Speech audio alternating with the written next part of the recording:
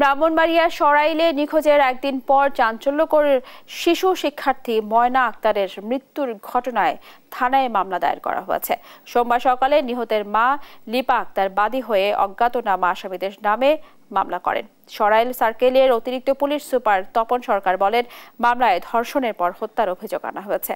ঘটনাটির রহস্য উদ্ঘাটনে পুলিশের পাশাপাশি পিবিআই ও সিআইডি তদন্ত কাজ চালিয়ে যাচ্ছে। প্রাথমিকভাবে মসজিদের ইমাম হামিদুর রহমান ও মুয়াজ্জিন সাইদুল ইসলামকে পুলিশি হেফাজতে জিজ্ঞাসাবাদ চলছে। এর আগে রোববার দুপুরে হাবলিপাড়া জামে মসজিদের দ্বিতীয় তলা থেকে শিশুটির বিবস্ত্র ও রক্তাক্ত মরদেহ উদ্ধার করা হয়।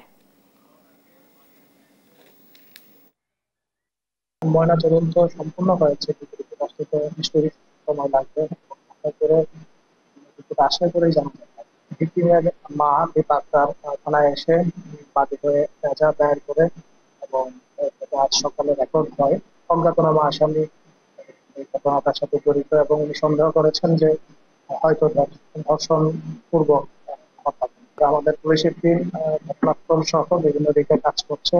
আশা রাখি এটা ফল আমরা পেতে পারি।